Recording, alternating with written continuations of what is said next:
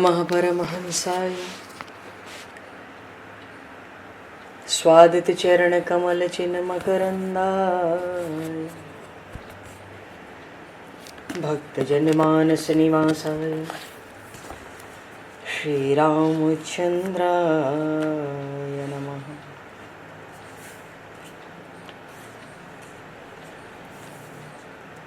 वंदे विदेहतनया पदपुंडरीकं केशौरसौरभसमाहत योगिचेतं हन्तुं प्रतापमनिशं मुनिहंससेव्यं सन्मानशालिपरिपीत परागपुञ्जम्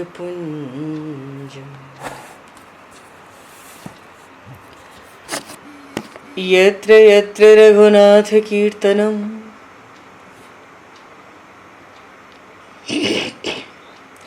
तत्र तत्र कृतमस्तकाञ्जलिं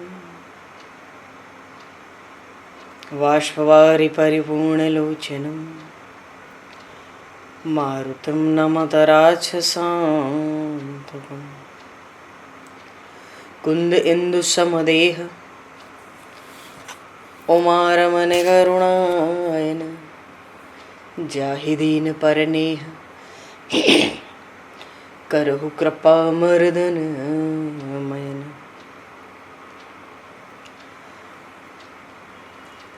प्रहलाद नारद पराशर पुंडरीक व्यासे अम्बरीश शुक शौनक भीष्म दालभ्याम रुक्मांगद अर्जुन वशिष्ठ विभीषणादीन एतानहं परम भागवतान् नमामि। श्री सीतानाथ समारंभां श्री रामानन्दार्य मध्यमाम् अस्मदाचार्य पर्यन्तां वन्दे गुरु परम्पराम्।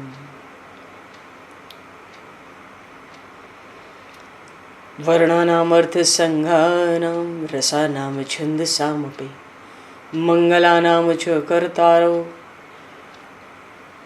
वन्दे वाणी विनायकौ।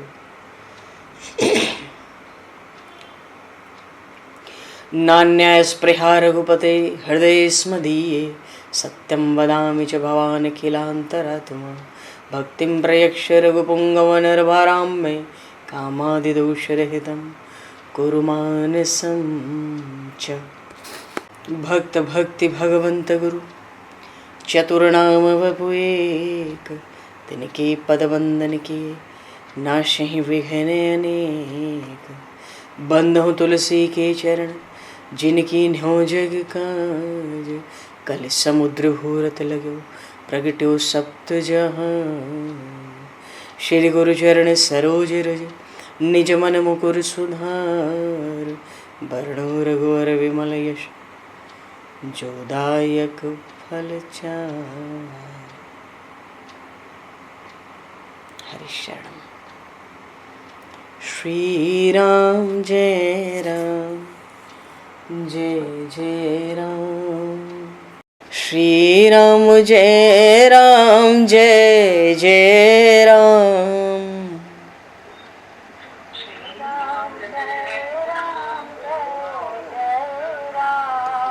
श्री राम जय राम जय जय राम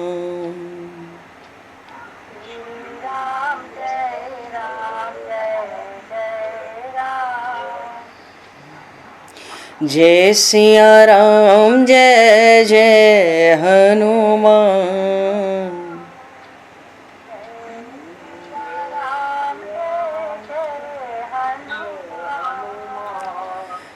श्री गुरु रामानंद भगवान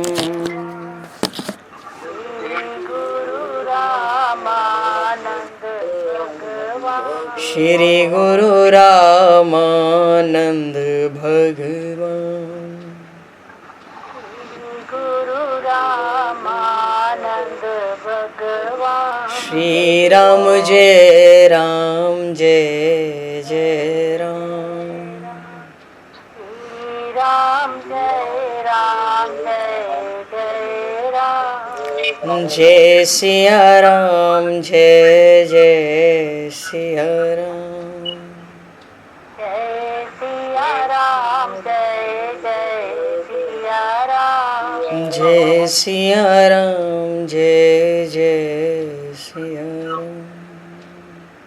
जय सिया राम जय जय सिया राम। बोली सियावर रामचंद्र भगवान की जय।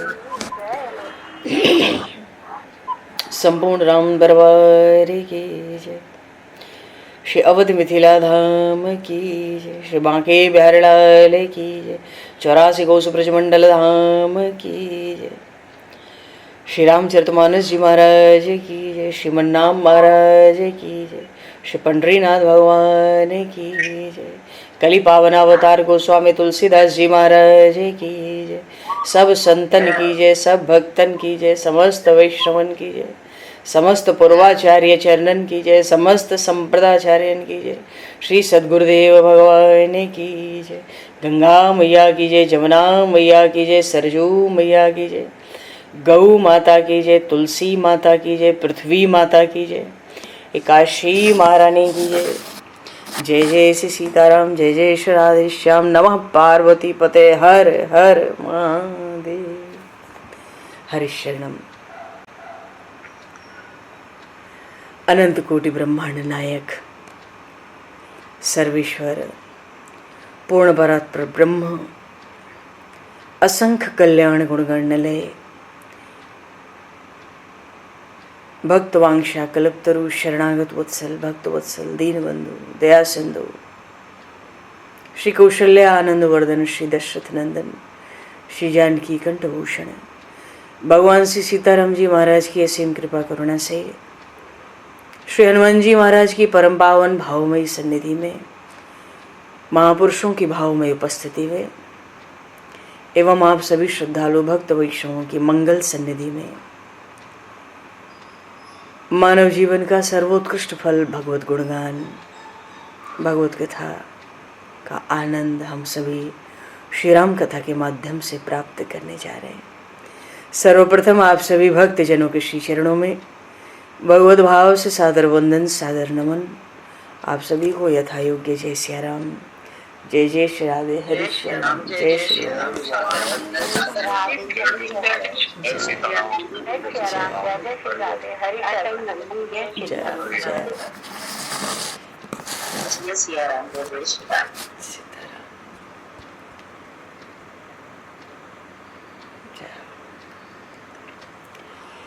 श्री रामचंद्र चरणों मनसा स्मरामि।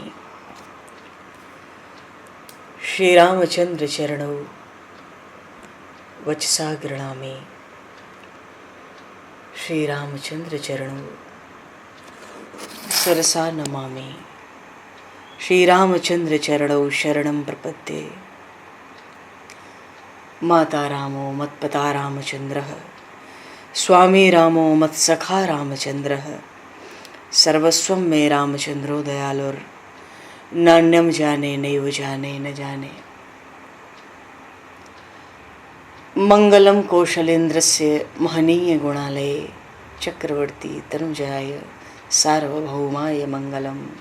रामं रामानुजं सीतां भरतं भरतानुजं सुग्रीवं वायुसूनं च प्रणमामि पुनः पुनः। नमोस्तु रामाय सलक्ष्मणाय दिव्यै च तस्मै जनकात्मजाय।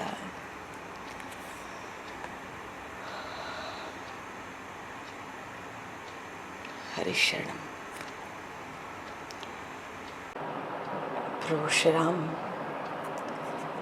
अपने अनुज श्री लखनलाल जी और अपनी भार्या श्री जनक नंदिनी के साथ वनगमन करते हैं। प्रभु ने वनगमन किया।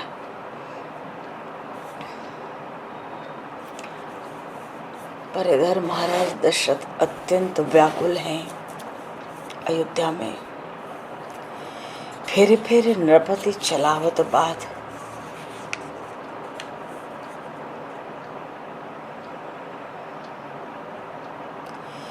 कहूरी सुमति कहा तोई पलटी, प्राण जीवन कैसे बन जात।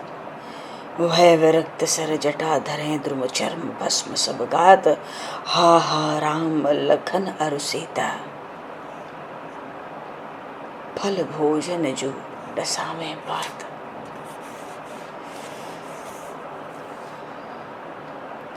बिनु रथ रूढ़ दुसह दुख मार्ग, बिन पद त्राण चले दो भाग। महाराज दशरथ बार बार कहते हैं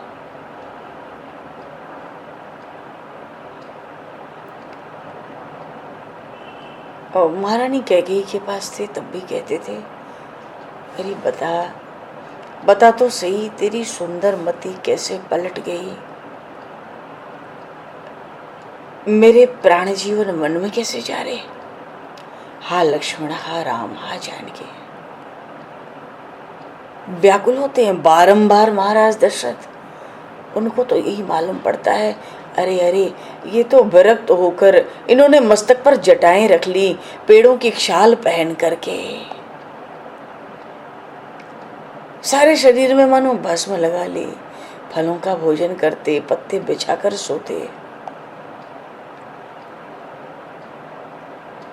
बात ये ना, महाराज दशरथ को अतिशय शोक के कारण मानसिक रूप से ये सब प्रत्यक्ष सा दिख रहा था। उनको लगता बिना रथ पर चढ़े असहनीय कष्टों से भरे मार्गों में दोनों भाई बिना पैरों में जूते पहने ही चले जा रहे हैं, पैरों में कोई पनैया नहीं है। महाराज दशरथ तरह तरह से अत्यंत शोक करते हैं। अच्छा, जब श्री जनकनंदिनी जाने लगी थी तो महाराज दशरथ ने बड़ा क्रंदन किया था, ऐसा क्रंदन किया था श्री किशोरी जी को बन जाते देख कि उस करुण क्रंदन को सुनकर रास्तजन के सब लोग वहां आकर एकत्र हो गए थे। उस समय सब प्रेम के कारण आंसू बहा रहे थे। मानो सारा अवधि तो उस दिन दुख से शोक से मोहित हो ही रहा था। माता पिता ने भी धैर्य और प्रेम छोड़ दिया। लोग तो यही सोच रहे थे, अब माता पिता पे प्रेम कहाँ रहा, जो ऐसे बालक, अरे क्या ये बन जाने योग्य है। आज रघुनाथ पयानो देत,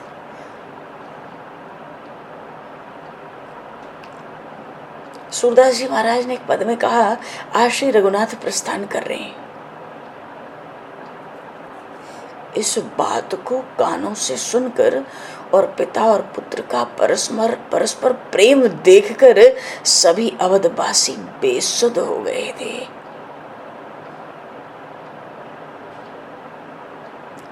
अरे बताते हैं कि महाराज दशरथ तो राजभवन में ऊंचाई पर चढ़कर पुत्र का मुख मानो आज भली प्रकार अंतिम बार देख रहे हो। वो तो कहते हैं, श्री रामचंद्र जैसे पुत्र के बिना इस राज्य का उपभोग मैं क्यों करूंगा।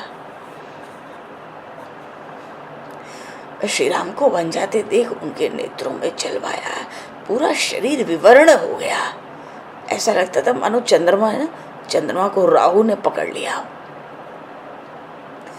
बार बार वत्सलाल, बेटा बेटा कह के पुकारते, बार बार मूर्छित होते।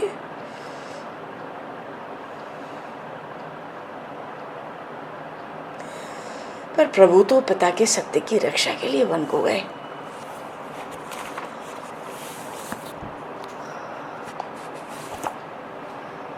गोस्वामी जी ने गीतावली में एक जगह कहा, मोह को विधु बदन बिलोकन दीजे, राम लखन मेरी यही भेंट बलि जाऊं जहां मोहि मिल लीजे। सुन पितु बचन चरे, चरण गहे रहो पति, भूप अंक भर लेने अजहु अवन बेदरत तरार मिस, सो अवसर सुधि केने। और तुलसी रघुकुल रवि रथ छड़ी चले, तक दिशि दखिन सुहाई, लोग नलिन भय मलिन अवध सर, बिरह बिषम हिम पाई। प्रभु श्री राम वन को जा रहे थे। जाते समय महाराज दशरथ देखते कहने लगे, हे राम लक्ष्मण, मुझे अपना मुख चंद्र देख लेने दो। बात ये बात नहीं है, महाराज प्रभु श्री राम तो श्रृंगवेरपुर पहुंच गए, पर अत्यधिक दारुण दुख के कारण महाराज दशरथ को मानसिक रूप से ये सब प्रत्यक्ष दिख रहा है। महाराज दशरथ कहते हैं, हे राम लक्ष्मण, मुझे अपना मुख देख लेने दो। अब तो मेरी यहाँ की अंतिम भेंट है, मैं बलिहारी जाता हूँ, जहां भी जाओ मुझसे मिलकर जाना। बार बार महाराज मूर्छित होते हैं। ये भी देखते हैं, मेरी वाणी सुन सुन के श्री रघुनाथ मेरे चरणों को पकड़ते हैं, तो महाराज उनको हृदय से लगाते हैं, छाती से लगाते हैं।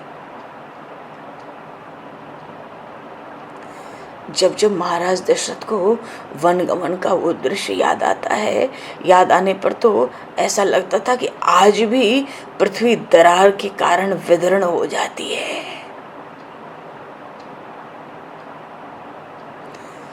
महाराज तो बार बार मूर्छित होते, बार बार चेतना होती। हाँ, अंतिम दर्शन तो महाराज दशरथ ने यही किया कि भानु सूर्य वंश के जो सूर्य हैं भगवान राम, रघुकुल में सूर्य समान हो तुम, हे राम तुम्हारी जय हो। रघुकुल में सूर्य समान हो तुम, हे राम तुम्हारी जय हो। महाराज कह रहे, सूर्यवंश का सूर्य है मेरा राम रथ पर चढ़ गया और वो दक्षिण दिशा की ओर चलता है। अरे मानो अयोध्या में प्रभु का ऐसा विरह व्यापा, पशु पक्षी पेड़ पौधे नदी नद नाले सब व्याकुल होते हैं।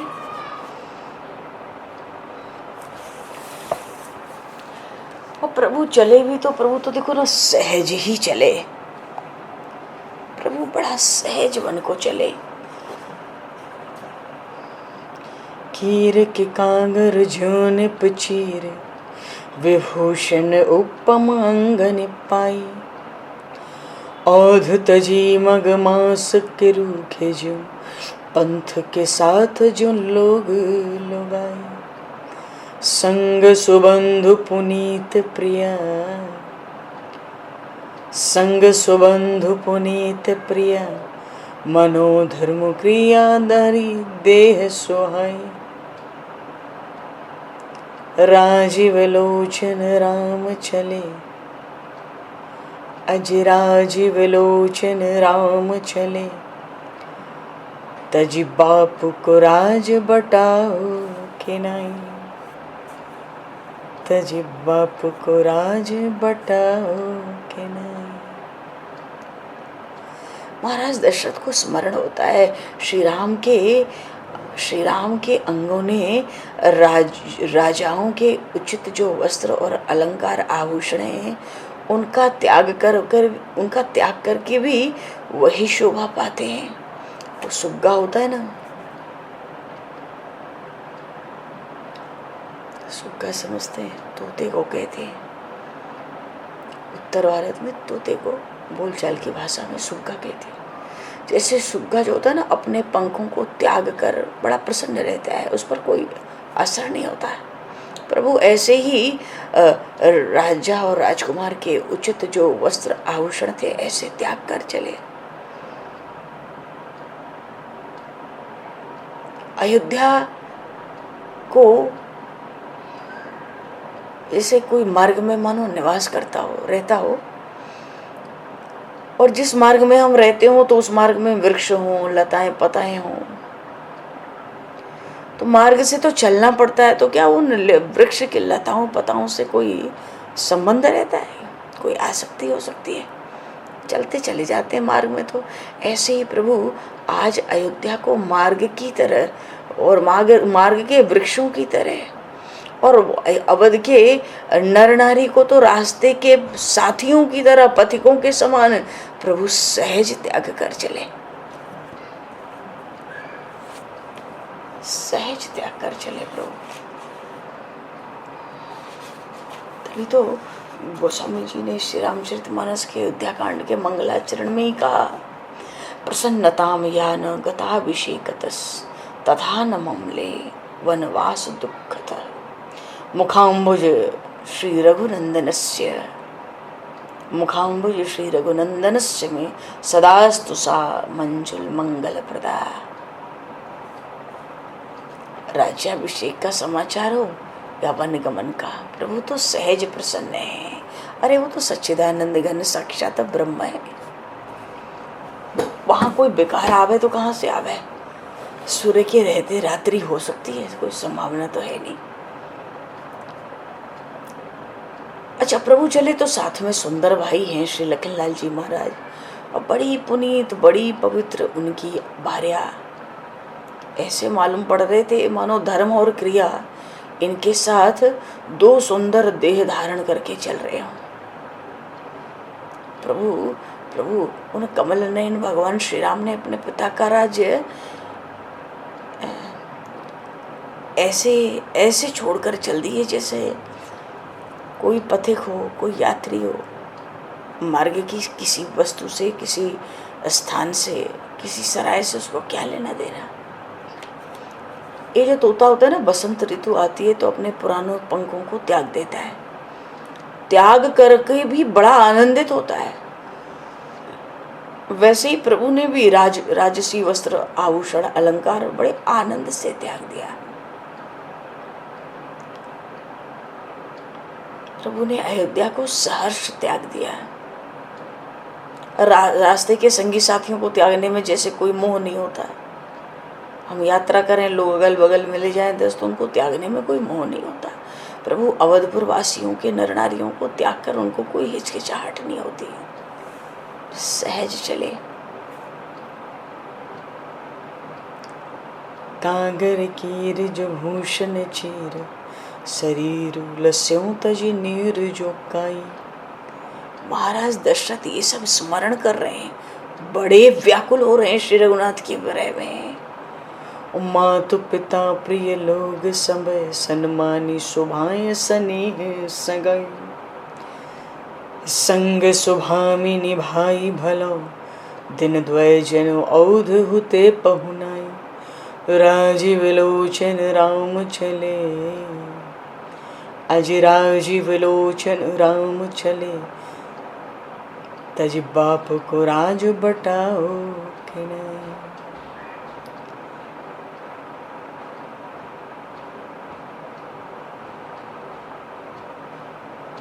अच्छा, प्रभु ने जो वस्त्र आभूषण राजसी त्याग दिए तो ऐसा लगता था जैसे काई हटने पे जल की शोभा हो जाए। ऐसे भगवान के श्री अंग की कांति की शोभा हुई, जिसे काई हटने से जल की शोभा और बढ़ जाती है।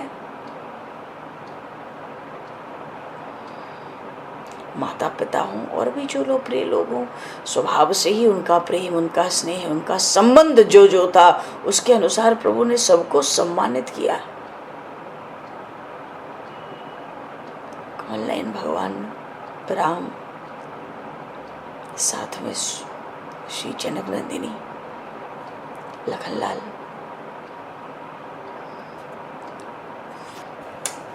ऐसे त्याग कर चले पिता का। देखो, अयोध्या का राज्य वो है जिसको देखकर देवताओं की भी लार टपकती है। अयोध्या का ऐसा राज्य था जो देवताओं के लिए भी दुष्टाज्य था। अयोध्या का ऐसा राज्य था जो देवताओं के लिए बड़ा वांछनीय था, पर प्रभु तो ऐसे चले मानो वे अयोध्या में 2 ही दिन के मेहमान थे, 2 दिन की मेहमानी पर हों।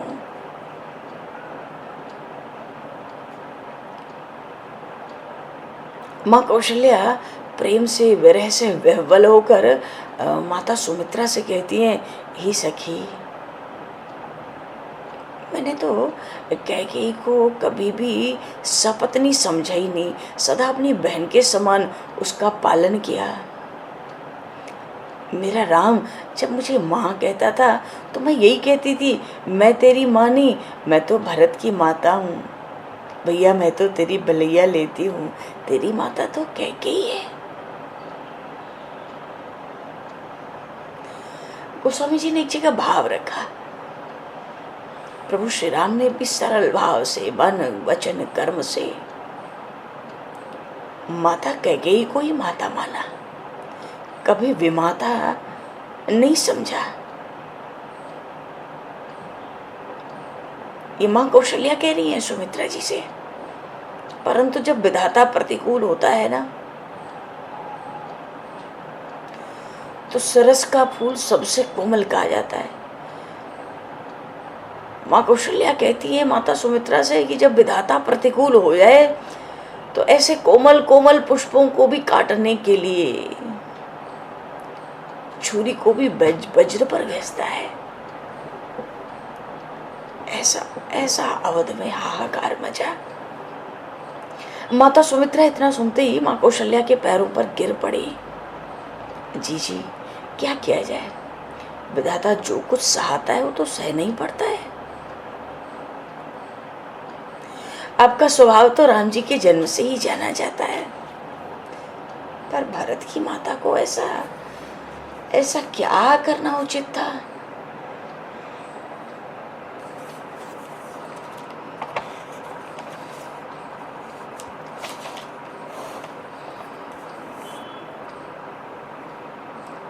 माता सुमित्रा माँ कौशल्या से कहती है, तुमने तो राजा के घर में जन्म लिया, राजा के घर में ब्याही गई और राज्याधिकारी सर्वश्रेष्ठ पुत्र भी तुमने पाया, पर तो भी तुम सुख लाभ नहीं कर सके।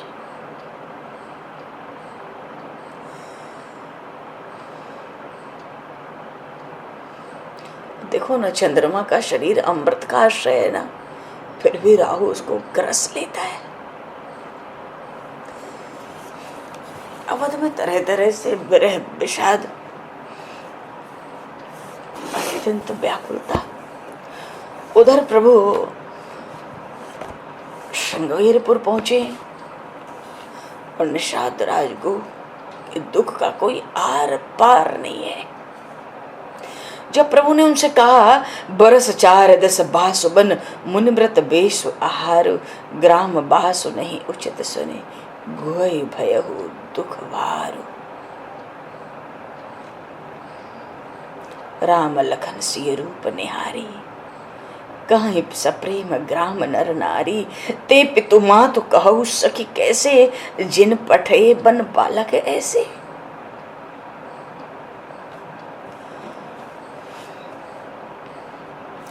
निषादराज ने तो देखते ही कह दिया था, हे नाथ देव धरण धनु धाम तुम्हारा, मैं जनु नीच सहित परिवारा, कृपा करिए पुर धारिय पाऊं। सब आपका है, आप कृपा करके पधारो, आपकी जय हो जय हो। श्री राम तो उनके प्रथम दर्शन से ही आराध्य हो गए थे, इष्ट हो गए थे।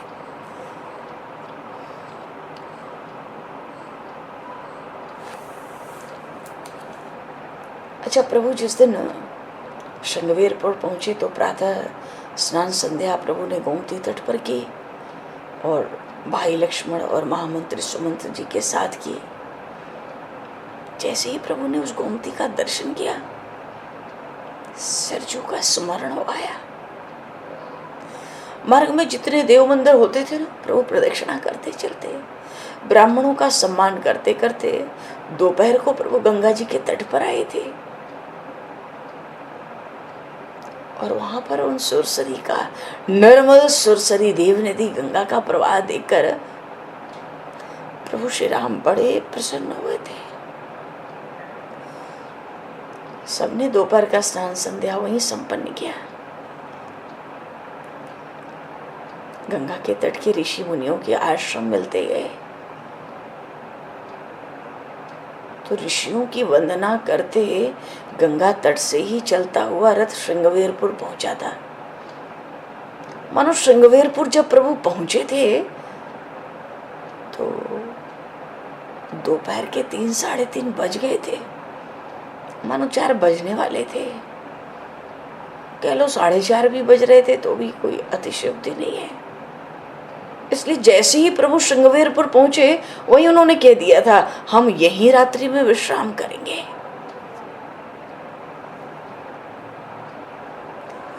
अच्छा, निषादराज गुहू जब मिले, प्रभु के दर्शन से ही इतना दारुण दुख हुआ हृदय में। वो तो कहते हैं अयोध्या में क्या हुआ है ये जानने की मुझे आवश्यकता नहीं है। निषादराज गुहू ने अपने स्वर को स्थिर किया। वो तो कहते हैं गुह का और इसका सर्वस्व आपका है, आप इस जन की झोपड़ी में पधारें। पर ये कहने में भी बड़ी हिचकिचाहट होती है निषादराज गुहू को। क्यों? निषादों का तो अपावन आवास होता है। क्या प्रभु के योग्य है? नहीं नहीं, मेरे प्रभु के योग्य नहीं। हाँ, निषाद बड़े दुर्बल होते हैं या कापुरुष होते हैं, ऐसा कहने का आज भी किसी को साहस नहीं होता। जो भी कभी बन गया हो वो कह नहीं सकता। पर गुहू ने भी कहा, महाराज आज यहीं पर आप रात्रि निवास करें।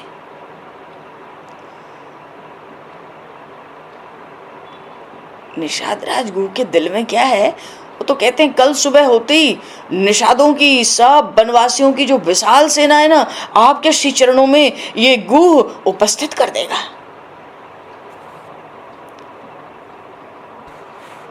हाँ, हम लोग पैदल ही चलते, फिर भी रथ हो या हाथियों की सेना हो, घोड़ों की, सबको पराजित करना हम जानते हैं।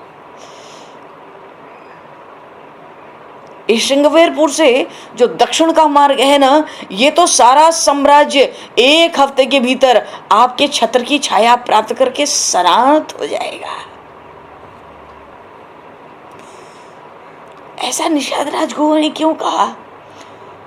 युद्ध की भावना क्यों छोड़ी? कहते प्रभु आज रात को विश्राम करो, कल सुबह देखना आप, मैं आपका सेवक होने का, दास होने का गौरव प्राप्त करूंगा। उनको लगता था बन दिया है ना, तो बन का राज्य आपका होगा, तो सारा राज्य आपका करके आपके सर पे छत्र डालूंगा, चक्रवर्ती सम्राट का छत्र।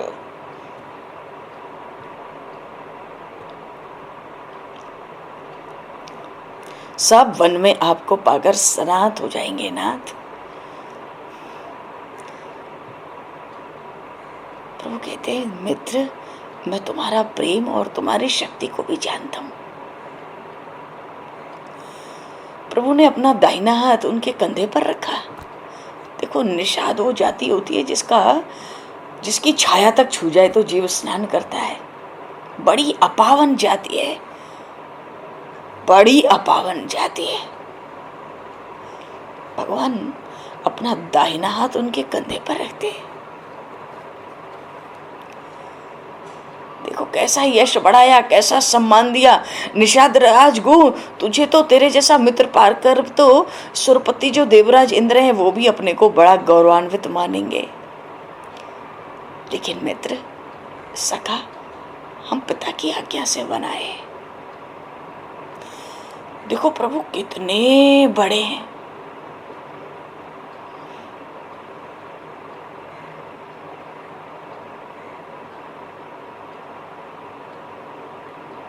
प्रभु कितने बड़े हैं, क्योंकि ना तो वो निर्गुण है ना तो वो सगुण है।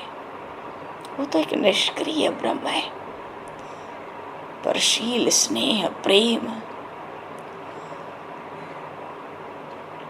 निष्क्रिय ब्रह्म होकर भी महाराज दशरथ के आंगन में खेलने लगे।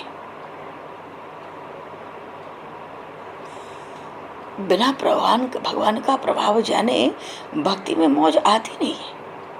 कुछ भी कहो, प्रभाव को जानकर प्रभु की अलग ही मौज होती है। कोई कहे निष्क्रिय ब्रह्म है तो निर्गुण तो समझ में आता है, ये सगुण कैसे होता है।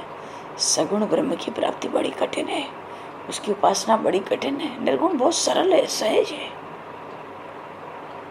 भगवान के चरित्र ही ऐसे होते हैं, बड़े बड़े मतिमानों की बुद्धि को उलट पलट कर देते हैं।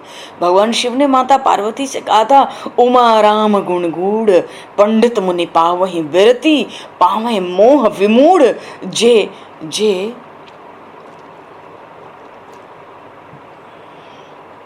जे हरे विमुख न भजन रत।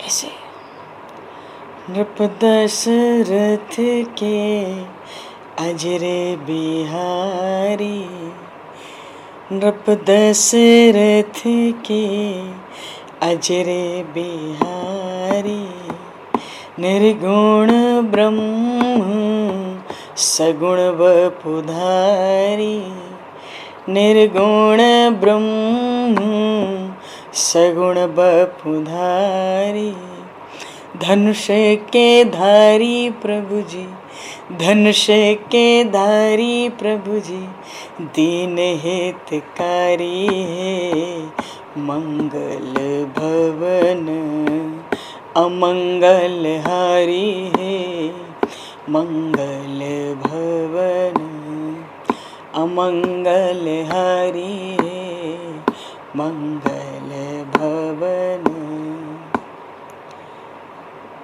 कहाँ तो पूर्ण परात्पर ब्रह्म अविनाशी परमात्मा सच्चिदानंद घन ब्रह्म होकर महाराज दशरथ के आंगन में खेला। बड़े बड़े ज्ञानियों के गले के नीचे बात उतरती नहीं, कलेजे में क्या आएगी, संभव ही नहीं है।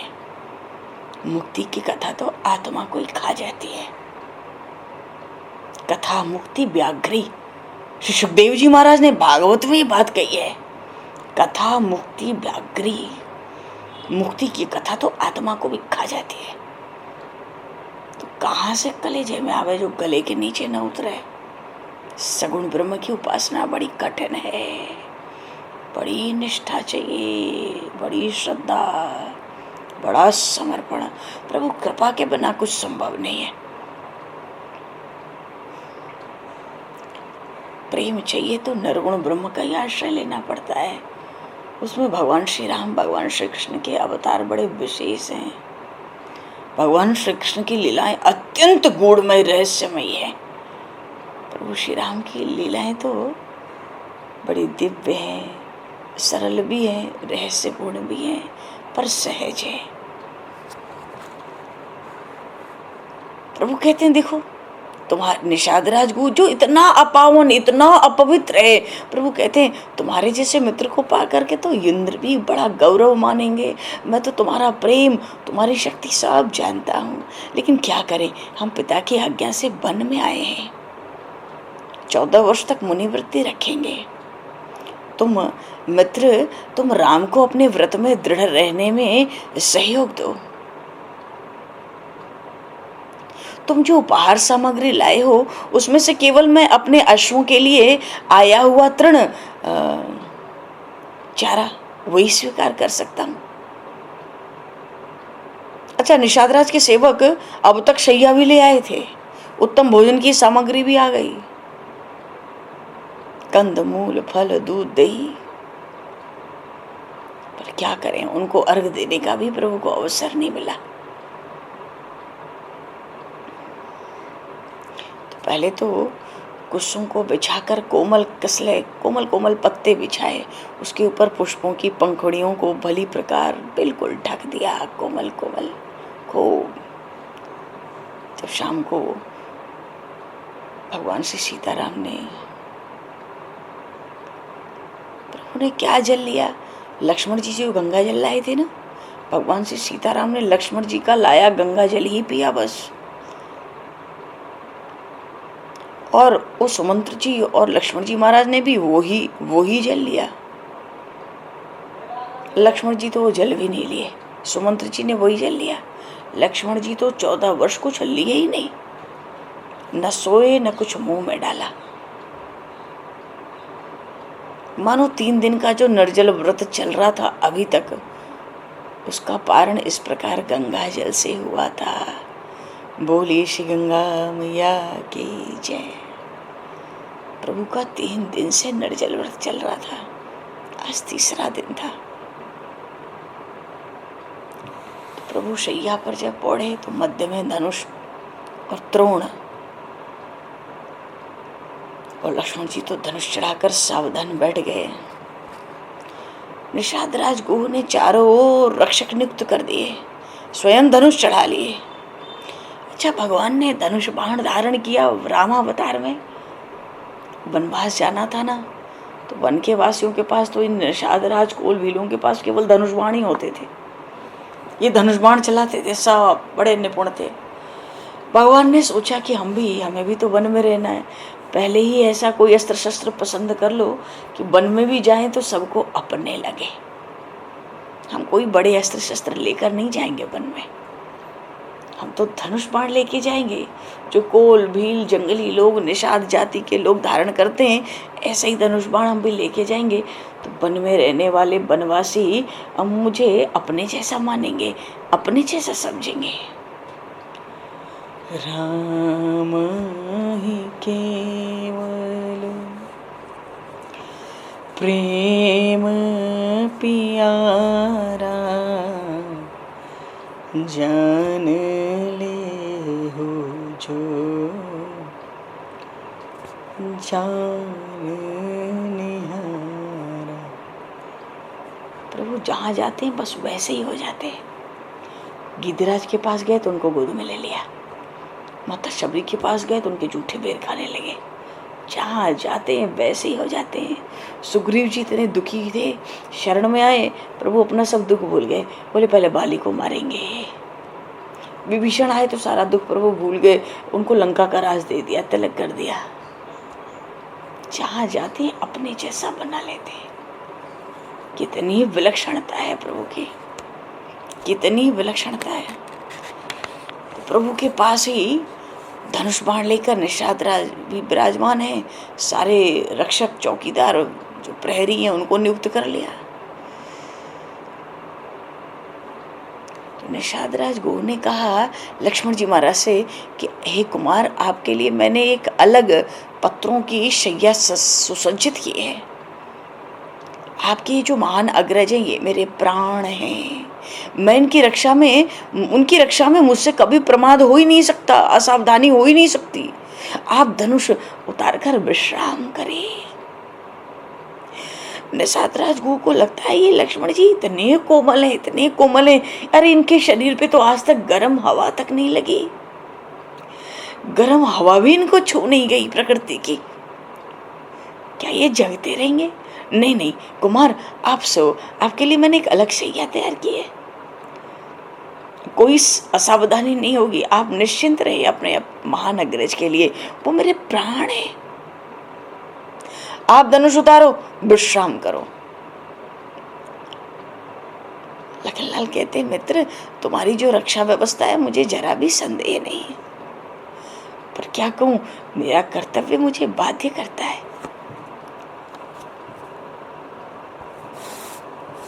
मेरा कर्तव्य बाध्य करता है, बड़े नम्र स्वर से लखनलाल जी ने कहा। अरे अपनी अम्बा के साथ, अपनी माँ इन जानकी के साथ अपने महान अग्रज को भूमि पे शयन करते देखकर मैं कैसे शयन कर सकता हूँ? मुझे निद्रा भी कैसे आ सकती है? ऐसा होने से तो मेरी व्याकुलता ही बढ़ेगी। निषाद राज को बड़े व्याकुल है लखनलाल जी को बार बार देखकर, जिनके शरीर को आज तक गर्म हवा का स्पर्श नहीं हुआ। क्या वो बैठे रहेंगे? बहुत आश्वासन दिया, श्री राम मेरे प्राण हैं, आप विश्राम करें, इनकी रक्षा में कोई प्रमाद, कोई असावधानी नहीं हो सकती। पर जब हार गए तो निषाद राज ने कहा लखनलाल से, आप सत्य कहते हो कुमार। अब तो निषाद राज भी लक्ष्मण जी के पास ही आके विरासन से बैठ गए।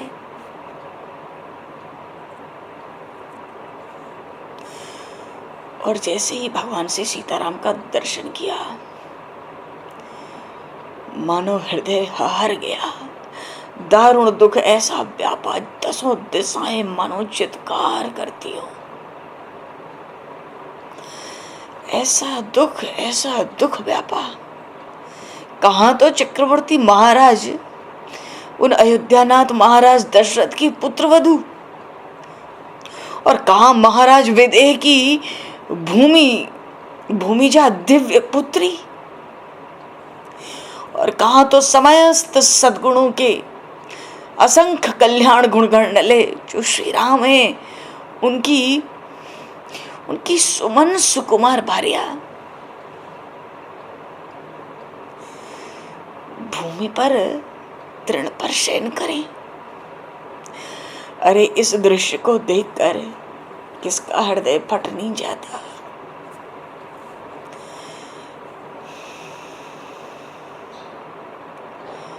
किसका हृदय फट नहीं जाता।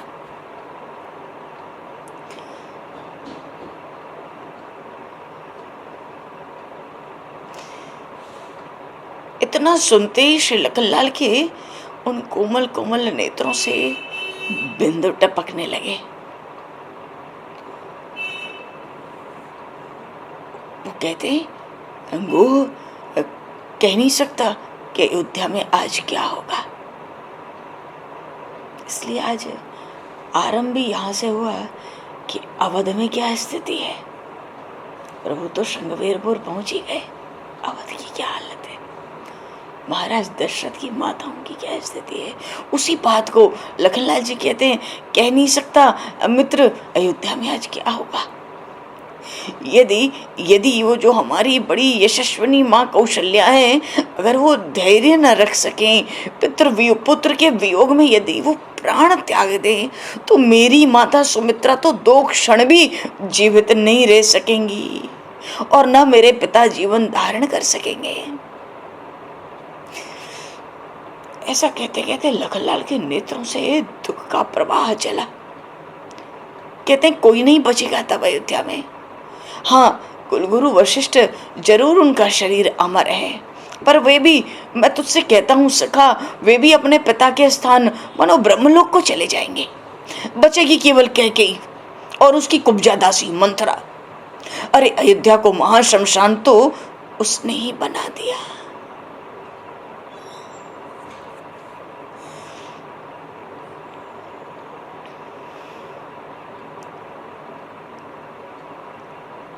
निषाद राज गुह के नेत्र तो लगे थे प्रभु श्री राम के चरणों पर।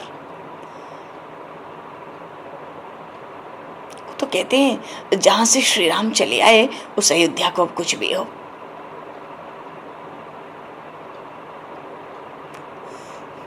हे कुमार, मैं तो ये विचारता हूं कि ये इतने कोमल कोमल चरण मेरे प्राणनाथ के, ये श्री चरणों से कैसे दारुण वन पथ पर चलेंगे।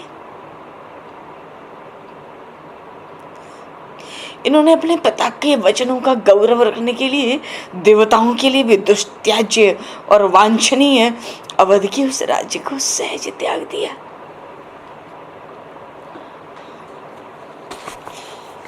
सहज त्याग दिया।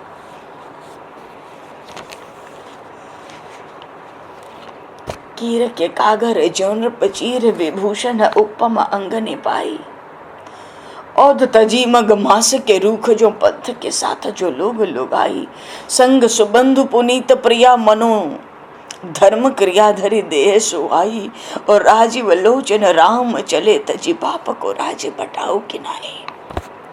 राजीव लोचन राम चले तजी बाप को राज बटाओ किनाए।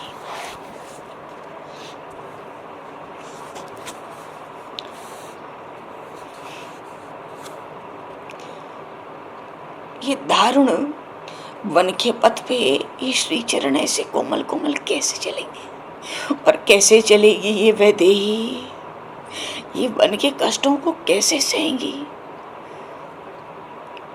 अरे इनकी तो जो काया है ना, श्री किशोरी जी का जो श्री अंग है, ये तो भुवन पावन है, अतिशय कोमल काया है, त्रिभुवन को पवित्र करने वाली है, अतिशय कोमल।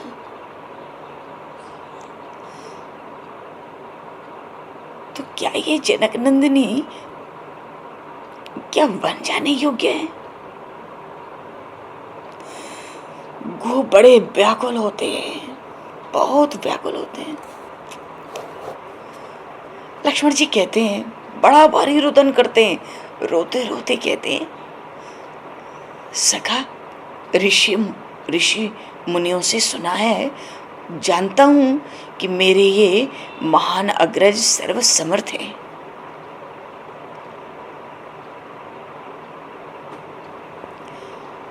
ये कितने असंग हैं, कितनी सहिष्णुता है इनकी, मैंने अनेक अवसरों पर देखा है। और ये जो मेरी माता वैदेही है, ये श्री वैदेही तो संपूर्ण भवनों की विधात्री है। मानो लक्ष्मण जी कहते हैं, अरे ये पर ब्रह्म है तो ये इसकी पराशक्ति है। 14 भुवन 3 लोक की विधात्री तो यही है। जितनी प्रकृति है इनके संकेत का ही तो पालन करती है।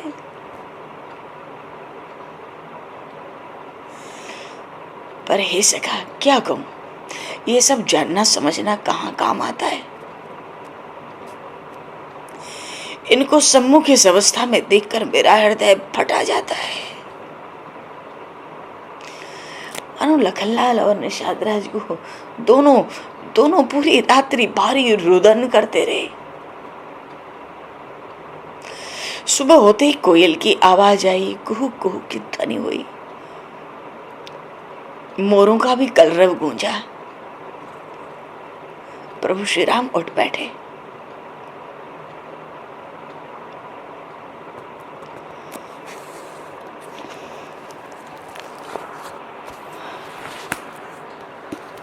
उठ तो बैठे, पर लखनलाल जी महाराज ने निषाद राजगुरु को ये जो बात समझाई, इसको श्री रामचरितमानस में इस प्रसंग को राम गीता कहा गया, लक्ष्मण गीता कहा गया। लक्ष्मण गीता वो प्रसंग है जिसमें श्री लखनलाल जी महाराज निषाद राजगुरु को उपदेश देते कि तो दुख मत मान,